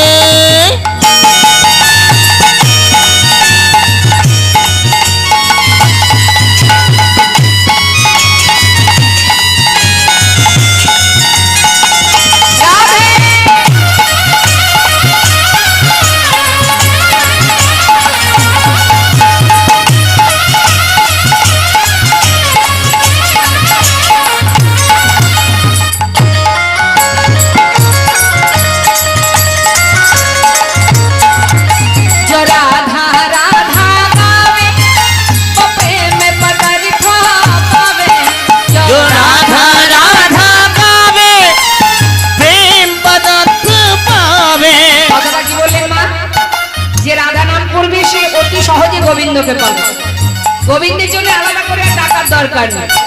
হ্যাঁ, যেমন মনে করুন বাজারে যদি আমরা কিছু কিনতে যাই, মনে করুন কলগেট কিনবো, তা কলগেটের প্যাকেটটা বাড়িতে এনে খোলার সাথে সাথে কলগেটের সাথে কি পাওয়া যায়? ব্রাশ থাকে তো। হ্যাঁ, তাহলে ব্রাশ তো আপনারা চাননি, কলগেট চেয়েছিলেন, তাহলে কলগেটের সঙ্গে ব্রাশ ফ্রি। আর রাধারানীকে যদি তুমি ভজন করতে পারো, ভালোবাসতে পারো, তাহলে রাধার সাথে গোবিন্দ ফ্রি। जो राधा राधा गावे वो प्रेम पदार्थ पावे। जो राधा राधा गावे जो प्रेम पदार्थ पावे वो कहे जाए बेड़ा पार। ओ जो भेज राधे राधे वो कहो जाए बेड़ा पार जो बीजा राधे राधे वृंदावन धाम अपार जो बीजा राधे राधे हो भोजे राधे राधे जो बीजा राधे राधे भोजे राधे राधे আছে কিন্তু দেব কম। আছে না বাবা? দেখবেন ভগবানের সেবায় দিতে গেলে বড় কষ্ট আমাদের। মানি ব্যাগের মধ্যে হাত ঢোকালে হাত আর বাইরে বেরোয় না, কেন জানেন? ওর মধ্যে বাঁচাবাচি শুরু করে দেয়, কোনটা ছোট টাকা আছে সেটা ভগবানকে দেব। তাই কখনো ভাববেন না ভগবানের ডাকার একটা সময় আছে, সেই সময়টা কখন? এখন সংসার বসিয়েছি, ছেলে মেয়ে চিন্তা করতে করতে দিন যাচ্ছে, যখন অবসর সময় পাবো তখন ভগবানকে ডাকবো। তা অবসর সময়টা কখন হবে? যখন নাতি পুতি বড় হবে, ছেলেরা নিজের মতো রোজগার করবে, আমি ঝাড়া হাত পা হয়ে যাব, তখন ভগবানকে ডাকবো। পারবেন না, তখনও ডাকতে পারবেন না। সংসারের মধ্যে দিয়ে আপনাকে সময়টা নিজে বের করে নিতে হবে, তাছাড়া আপনি পাবেন না। আর একটা সময় পাবেন, যাদের জন্য এই সুন্দর মানব দেহটা মাটি করলেন, যেদিন তারা আপনাকে বোঝা ভেবে ঘর থেকে বের করে দেবে, সেই দিন আপনার সময় হবে। তাহলে সেই সময়টা আমাদের অসময়। শিশুকাল থেকে ভগবানের চরণে যাতে মতি গতি থাকে, সন্তানদের যেমন শিক্ষা দিতে হবে, নিজেদেরকেও সেই কর্ম করতে হবে। তবেই সে সবই করবে, সংসারের মধ্যে কাজ করবে, সবই করবে, কিন্তু দেখবেন তার মধ্যে দিয়ে নিঃশ্বাসে প্রশ্বাসে তার নাম সে জপ করে যাবে। হরি বল, হরি বল। তাই আজ রাধারানী বলছে, সখী বধূর কাছে যাবি, সময় থাকতে অসময়ে যাস না, কেমন? যা। আচ্ছা অরাধে, তোমার বধূর কাছে যাব, তাই তো? তাহলে তোমার চরণ ধুলি দাও, কারণ তোমার চরণ ধুলি ছাড়া ওই চতুরের কাছে যাওয়া সহজ কথা নয়। দাও। তবে নে, এই ফুলের মালাটা গেঁথেছি বধূর জন্য, এই মালাটা নিয়ে যা, বধূকে পরিয়ে দিবি।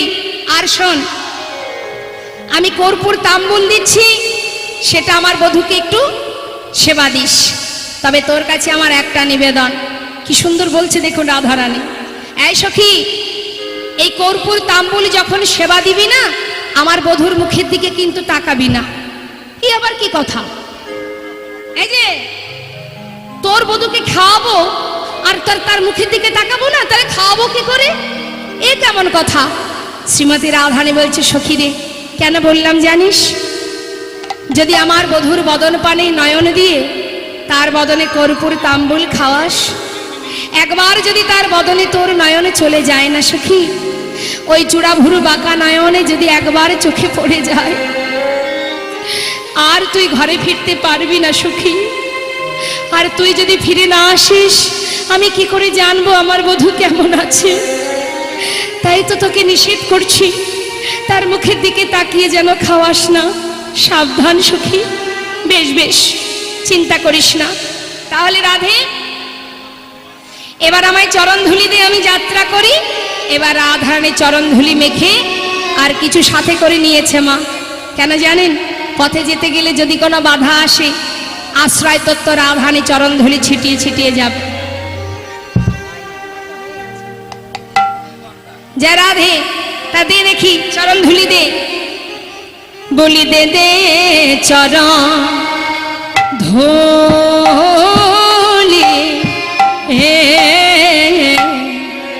ধুলি দে রে, যাত্রা করি দে চরণ ধুলি, ও ধুলি দে রে, যাত্রা করি দে চরণ ধুলি দে রে, ও যাত্রা করি দে দে চরণ ধুলি ধুলি, ও যাত্রা করি চরণ ধুলি,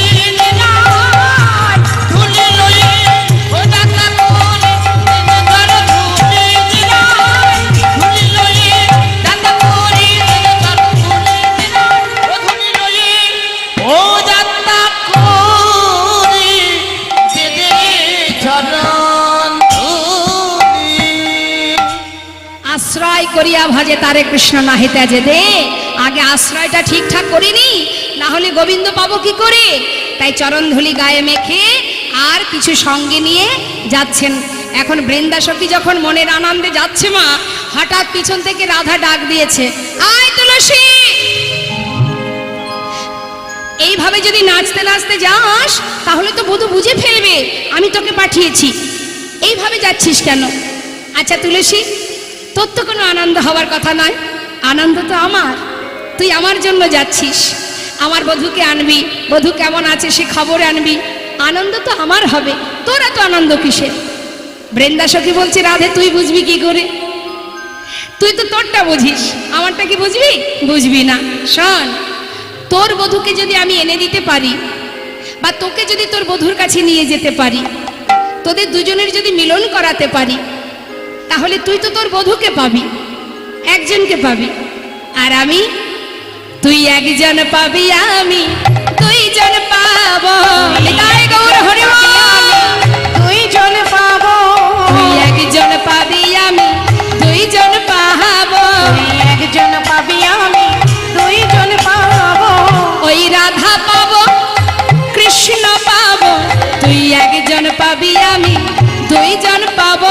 রাধা পাবো, কৃষ্ণ পাবো, একজন পাবি, আমি দুইজনই পাবো। ওগো রাধা পাবো, কৃষ্ণ পাবো, যুগল চরণ ধুলি মাথায় লব। হরি বল, হরি বল। দুইজনই পাবো, চরণ ধুলি মাথায় লব। একজন পাবি, আমি দুইজনই পাবো। তাকে যদি না পাই আমি রাধার কাছে যাব কি করে? আমাকে তো খুঁজে বের করতেই হবে। কিন্তু এই মধ্যাহ্ন সময় বনের ভিতরে প্রচন্ড রোদ্দুর, এই প্রখর রৌদ্রের মধ্যে কোথায় কোথায় খুঁজবো তাকে, পাচ্ছে না মা। কিন্তু ভগবান যত কঠিনই হোক, ভক্ত তার থেকেও বেশি শক্ত মা। দুতি মনে মনে বলছে, হে গোবিন্দ, শুনেছি তুমি নাকি ভক্তের ভগবান, তোমাকে যদি কেউ ডাকে তুমি নাকি দূরে থাকতে পারো না। আজ আমি এসেছি বন মাঝে তোমাকে পাবার লাগি। যত সময় তোমার দেখা না পাবো আমি তো রাধার কাছে যেতে পারবো না। এই বনের মধ্যে পথের ধারে বসে আমি তোমায় ডাকবো। আমিও দেখতে চাই কত সময় তুমি আমার ডাকে সাড়া না দিয়ে থাকতে পারো। বসলেন পথের ধারে বৃন্দা সখী মা, গোবিন্দের দেখা পাবার জন্য চিৎকার করে নয়নের জলে বুক ভাসিয়ে কাঁদছে, আত্মনাদ করে ডাকছে গোবিন্দকে, একবার দেখা দাও।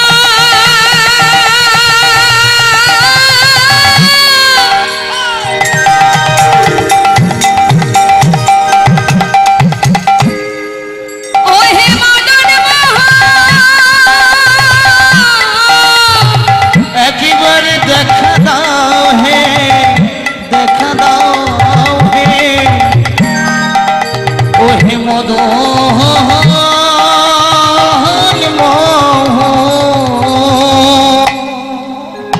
বড়ই আশানি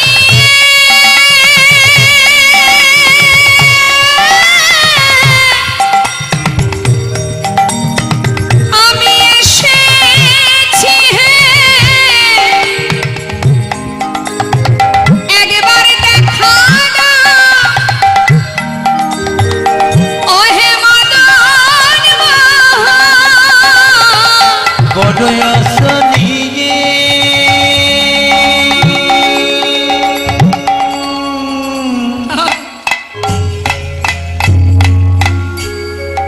আমি এসেছি, একবার দেখা দাও হে মদন মোহন। শুনেছি তুমি নাকি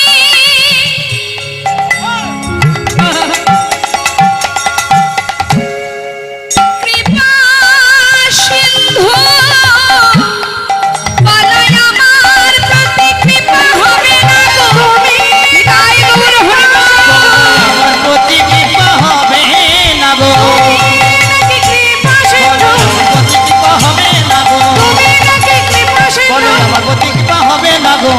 একবার দেখো না হে ও হে মদন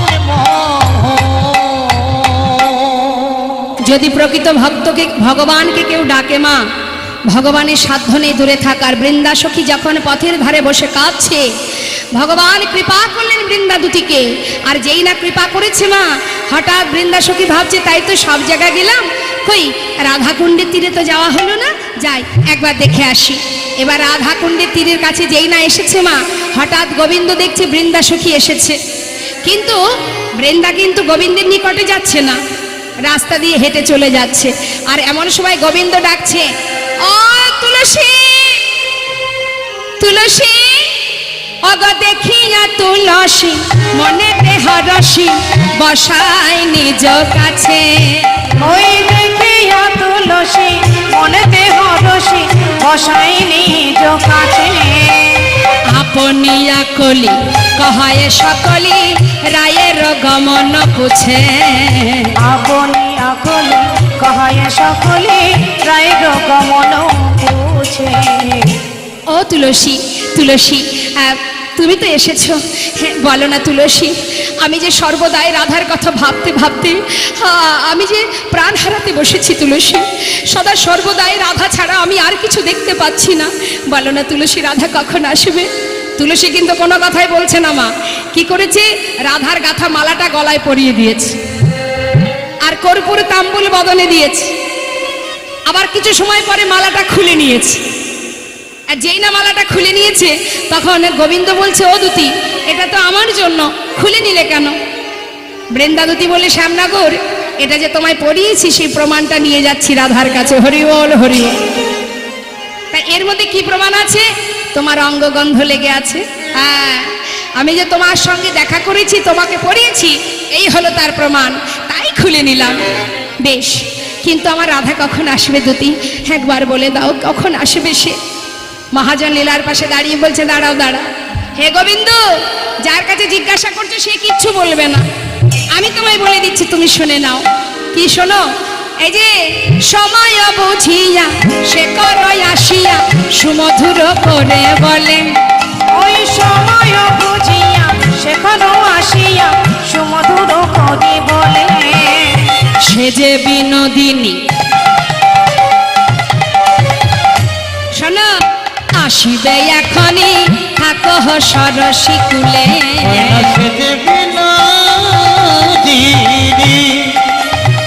আসবে এখনই, থাকো সরস খুলে। শুধু বসে থাকলে হবে না, কাজ করতে হবে। গোবিন্দ বলছে কি কাজ করতে হবে জানো? বসে বসে জপ করো, বসে বসে জপ করো, জয় রাধে জয় রাধে বলে, বসে বসে জপ করো। জয় রাধে বলে, বসে বসে জপ করো। রাধার দেখা পেতে গেলে রাধার নাম জপ করতে হবে অবশ্যই। শোনো শোনো, সবার ক্ষেত্রে যে নিয়ম, তোমারও সেই একই নিয়ম।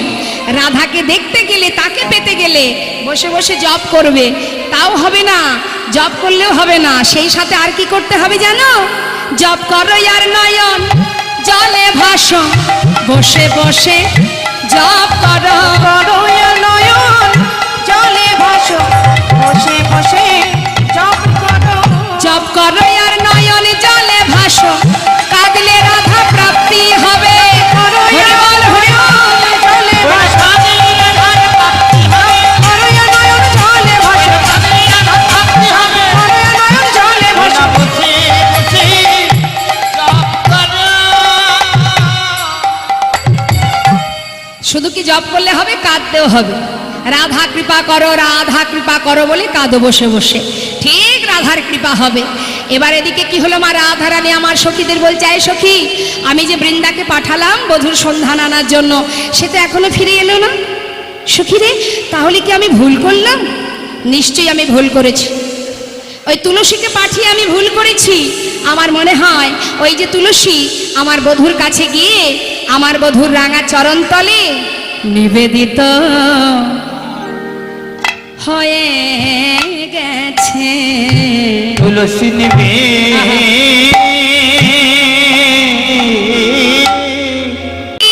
অমৃত কেলিকা আদেশে লাটুকা অমৃত কেলিকা আদেশে লাটুকা সুহৃদ মুগুদ ঝুরি সাজায় অমৃত কেলিকা আদেশে লাটুকা সুহৃদ মুগ্ধ ঝুরি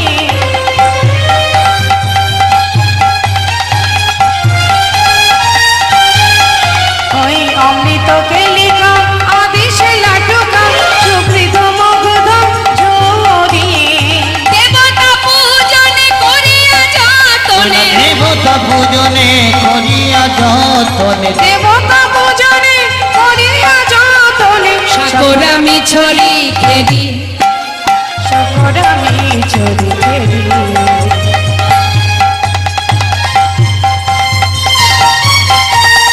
সকরামি চলি ফেরি সকরামি চলি ফেরি এখন আনবেন না, আমি যখন বলবো তখন একটু বসুন। না না জনিদায় এখন দাঁড়ান দাঁড়ান, মাথায় করে নিয়ে আসবেন, এখন বসুন।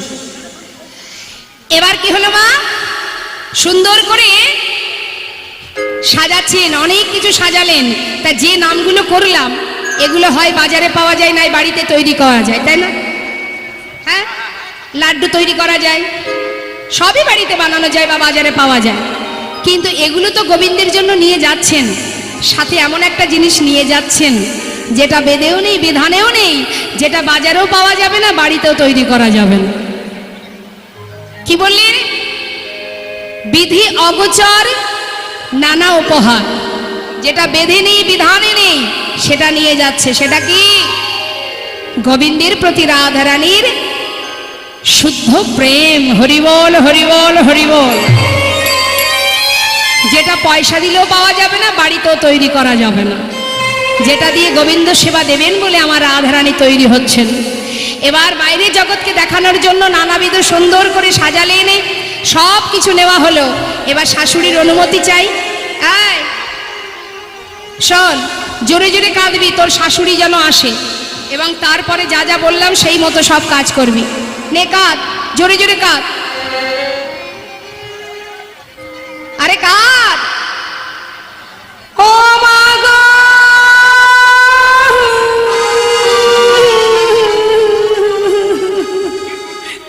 এ কি হলো গো মা,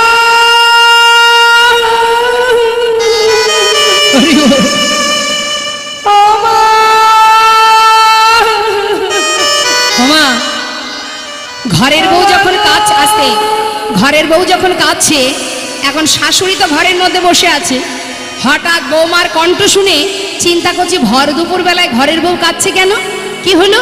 তাড়াতাড়ি করে ঘর থেকে যেই না বাইরে বেরিয়েছে, সখীরা বলছে আয় রাধে, তোর কান্না শুনে শাশুড়ি বেরিয়েছে, আরেকটু জোরে কাঁদ, জোরে কাঁদ।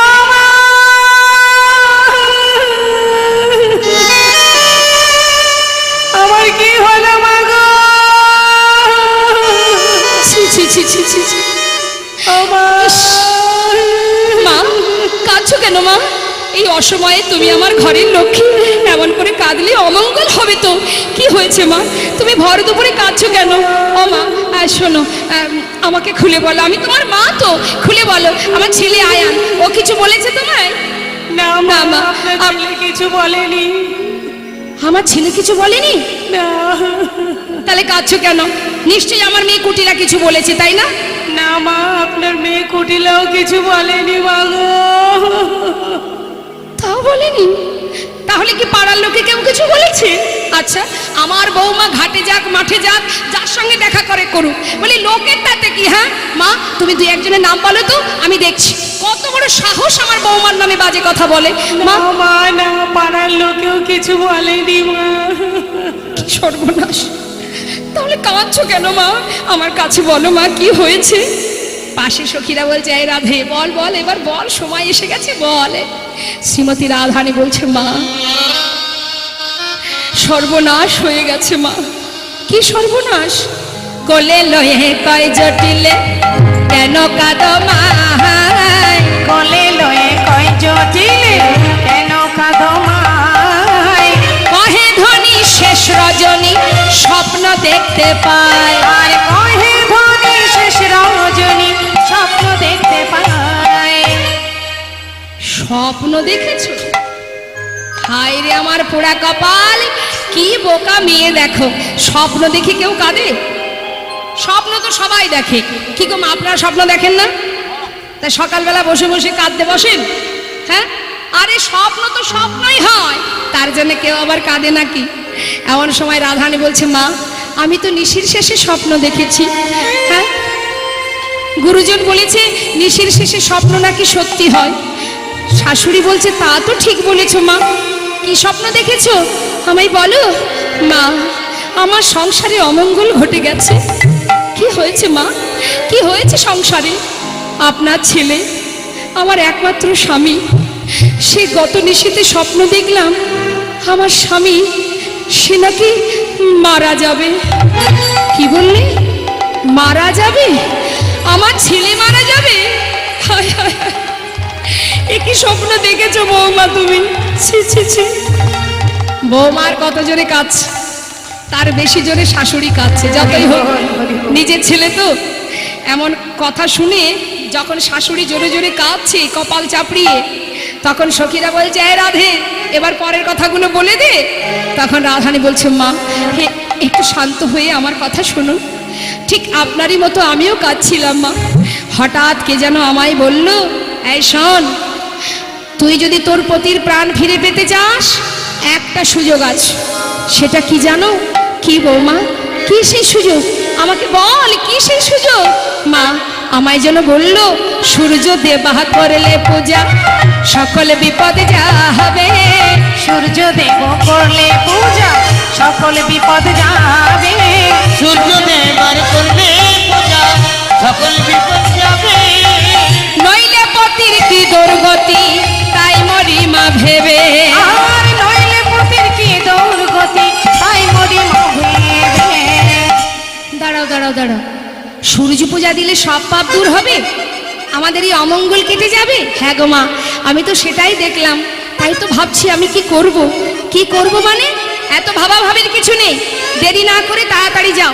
এই না হলে আমার বৌমা, হ্যাঁ, যেমন অমঙ্গলের একটা স্বপ্ন দেখেছে তেমন অমঙ্গল কাটানোর প্রতিকারটাও দেখেছে। মা আমার তো অভাব নেই, যাও সব কিছু গুছিয়ে নিয়ে তুমি চটপট গিয়ে পূজাটা করে এসো, স্বামীর মঙ্গল কামনা করবে। যাও মা যাও, এ তো আমার লক্ষ্মী ঘরের বৌমা, শিগগিরই যাও মা, দেরি করো না। যেই না বলেছে সখীরা আনন্দে বলে উঠলেন, রাধা রানী কি। মায়ের একটু উলুধ্বনি দিন। হ্যাঁ, ঠিকঠাক ওষুধটা কাজ হয়েছে না? ওষুধে কাজ হয়েছে তো? তাহলে আনন্দ তো, এবার তো যেতে হবে। বলিয়ে রাধা রানী কি, রাধা রানী কি, রাধা রানী কি। একজনকে বিদায় করা গেল, কিন্তু আরো একজন যে আছে সে তো একেবারে কাটা হয়ে দাঁড়িয়েছে সামনে। যেই না উলুধ্বনি হচ্ছে বাড়িতে, চিন্তা করছে কুটিলা ব্যাপার কি, বাড়িতে এত জাঁকজমক উলুধ্বনি কেন? আচ্ছা এটাও সমস্যা। ঠিক আছে, 100 সন্ন্যাসী যদি একসঙ্গে না পাও, আমি তো সন্ন্যাসী, আমাকে না হয় একদিন একদিন করে 100 দিন সেবা দিয়ে তাই গৌর হরি বল। ছুটে গিয়ে প্রভুর চরণটা জড়িয়ে ধরে বলছে, দয়াময় কত দয়া তুমি, কত করুণা তোমার, কত সহজে তুমি আমার এই অপরাধ থেকে মুক্তি দিলে। তোমার মতো দয়াল কজন হতে পারে প্রভু? 100 দিন কেন, আশীর্বাদ করো আমায়। আমি নবদ্বীপে যাই, সবাইকে ডেকে আনি। যাও দাদা, তোমার জন্য চতুর্দোলনা এনেছি, শীঘ্রই তৈরি হয়ে নাও। মা বলছে, হ্যাঁ রে বাবা, আমি তো একা যাব না, আমার অভাগিনী বৌমা বিষ্ণুপ্রিয়া সেও তো যাবে। বৌমা বৌমা, বলেছিলাম না ঠিক নিমাইকে ধরে আনবো, এনেছি তো, শিগগিরই তৈরি হয়ে নাও। চলো চলো, শিগগিরই চলো, আমরা নিমাইকে ঘর নিয়ে আসি। বিষ্ণুপ্রিয়া ঘরের মধ্যে বসে প্রিয় সখী কাঞ্চনাকে সাথে করে নিয়ে গৌর বিরহে বসে বসে কাঁদছে। এমন সময় শাশুড়ি মায়ের কথা শুনে কাঞ্চনাকে বলছে, সখী আমাকে সাজিয়ে দে, আজ আমি প্রভু দর্শনে যাব, 3 দিন তাকে দেখিনি, যেন মনে হয় 3 জন্ম তাকে দেখিনি। সাজিয়ে দিয়ে কাঞ্চনা, যাতে আমার প্রভু খুশি হয়। হঠাৎ করে নিতাই চাঁদ ডাকছে, মা কি হলো রে, আমার ডাকছিস কেন? মা একটা কথা শোনো মা, সবাই যাবে ভাইকে দেখতে, নদিয়াবাসী সবাই যাবে, একজনের তো যাওয়া হবে না মা। কে সে? কে সেই অভাগা যার গৌর দর্শন হবে না? আর কেউ নয় মা, আমাদের ঘরের কুলবধূ বিষ্ণুপ্রিয়া।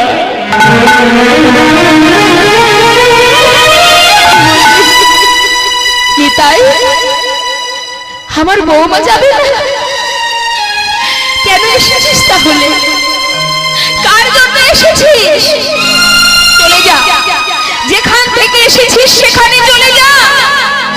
শোন নিতাই, আমার বৌমা যদি নিমাই দেখতে যেতে না পারে, যে সন্তান মাকে কাঁদিয়ে চলে যেতে পারে, তার জন্য কাঁদতে কাঁদতে আমার মনটাকে আমি পাষাণ করে ফেলেছি। আর যদি নিমাই দেখতে নাও যায়, তাতে আমার কোনো দুঃখ নেই, কিন্তু অভাগিনীকে ফেলে রেখে আমি নিমাই দেখতে যাব না।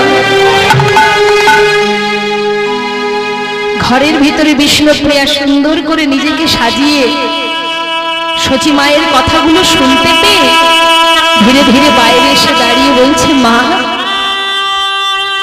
কেন যাবে না তুমি?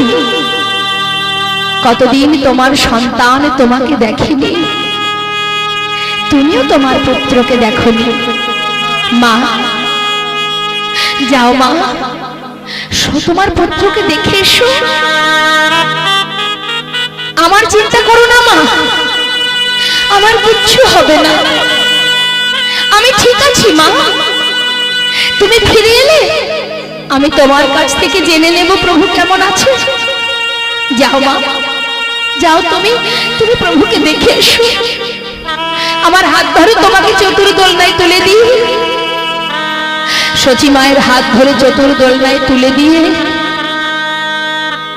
মা সচিমা বলছে, কাঞ্চনা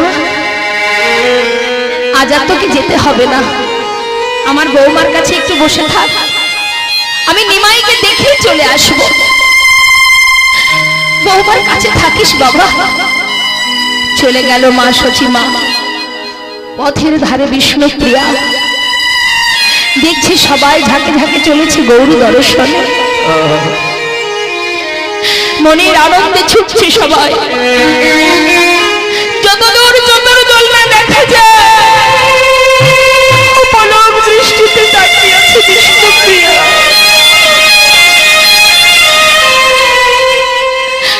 প্রিয় সখী কাঞ্চনার গলাটা জড়িয়ে ধরে বলছে, কাঞ্চনা আমি বড় অভাগিনী কাঞ্চনা। সবাই গেল গৌর দর্শনে, আমার ভাগ্যে হলো না। কাঞ্চনা,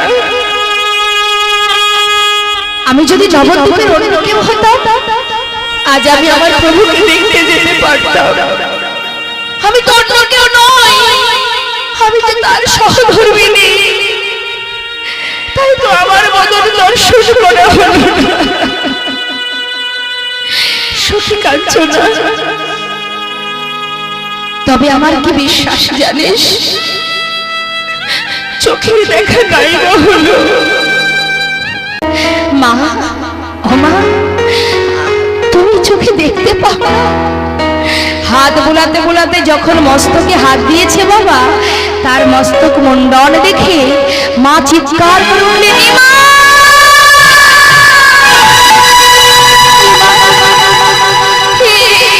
কি অবস্থা হয়েছে বাবা, কে করেছে তোর এমন দর্শন? কে তোরে মোড়ালো মাথা আবার পড়ালো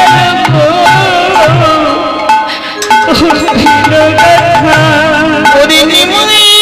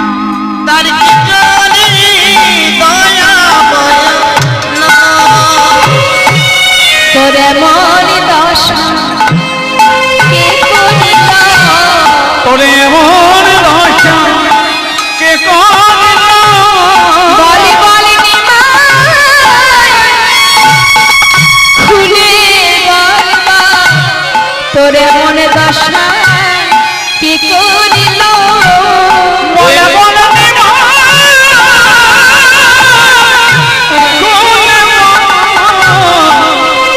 এমন দশা তারি প্রাণে দয়া মায়া না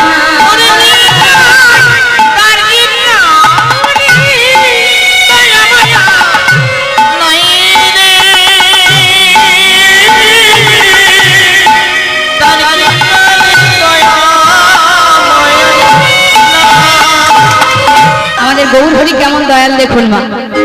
অন্যান্য যুগে ভগবান এসেছেন, ধর্ম স্থাপন করেছেন, কিন্তু কলিযুগে আমার মহাপ্রভুর মতন এমন দয়াল আর কোনো যুগে ছিল না। যদি বলেন কেন? অন্যান্য যুগে ভগবান বলেছেন আমাকে ডাকো, আমি তোমাদের বাসনা পূর্ণ করব, কিন্তু কলিতে মহাপ্রভু কি বলেছেন? দুটি বাহু তুলে একবার কৃষ্ণ বলো। বলেছে কি যে বাহু তুলে আমাকে ডাকো, গৌর বলো। আহা, বলেছে কি যদি বাহু তুলে একবার হা কৃষ্ণ কৃষ্ণ বলে ধোলায় গড়াগড়ি দিয়ে দুফোটা নয়ন বাড়ি বরিশন কর। আর কিছু না, সাধন ভজন ধ্যান তপস্যা কিচ্ছু করতে হবে না, শুধুমাত্র মহামন্ত্র হরিনাম করো, হরিনাম জপ করো। ভাবো, আছে কলিযুগে সাধন ভজন আছে? ধ্যান তপস্যা আছে? কিচ্ছু নেই। কৃত্যে যাত্রায় তো বিষ্ণু ত্রেতায় যজ্জত মোক্ষ দা পরে পরিচর্যন কলো তদ্ধরি সংকীর্তন। শুধুমাত্র মধুমাখা হরিনাম মহামন্ত্র জপ করো। এই যে মহামন্ত্র জপ, যদি কেউ হরিনাম জপ করতে পারে, মহামন্ত্র জপ করতে পারে, কলিযুগে আর কিছু করার দরকার হয় না। হরিদাস ঠাকুর দিনে 3 লক্ষ নাম জপ করতেন, মাসে 1 কোটিরও বেশি। তিনি পূজাও দিতেন না, ধ্যান তপস্যাও করতেন না। এই নামের মধ্যে ভজন, নামের মধ্যেই সেবা। যিনি ছিলেন নামাচার্য শিলা ঠাকুর হরিদাস। কি গো মা, হরিদাস ঠাকুরের জন্ম কোথায়? খুলনা জেলা, বাংলাদেশ। খুলনা জেলায় হরিদাস ঠাকুরের জন্ম। হরিদাসের জন্ম বৃত্তান্ত নিয়ে অনেকের অনেক মতভেদ আছে। কেউ বলে ব্রাহ্মণ কুলে, কেউ বলে মুসলমান কুলে, কিন্তু আমাদের হিন্দু সমাজে শ্রেষ্ঠ গ্রন্থ চৈতন্য ভাগবত, চৈতন্য চরিতামৃত। চৈতন্য ভাগবতে বৃন্দাবন দাস ঠাকুর তিনি কি বলেছেন? নেওয়া হয়নি। কি গো মা, হায় হায়, নিয়েছেন তো? মন্ত্রগুলো মনে আছে? গুরুদেব যে মন্ত্র দিয়েছেন আছে মনে? জপ করা হয় নাকি যেদিন দিয়েছিল সেই দিনে রেখে চলে এসেছেন? সঙ্গে করে এনেছেন তো? মনে আছে? আচ্ছা, কৃষ্ণ মন্ত্রে দীক্ষিত যারা হন তাদেরকে গুরুদেব তুলসীর মালা পরান। আছে তুলসীর মালা গলায়? আছে? নেই? কি ডাকাতি হয়ে গেছে নাকি মালা? তা অবসর সময়টা কখন হবে? যখন নাতি পুতি বড় হবে, ছেলেরা নিজের মতো রোজগার করবে, আমি ঝাড়া হাত পা হয়ে যাব, তখন ভগবানকে ডাকবো। পারবেন না? তখনও ডাকতে পারবেন না।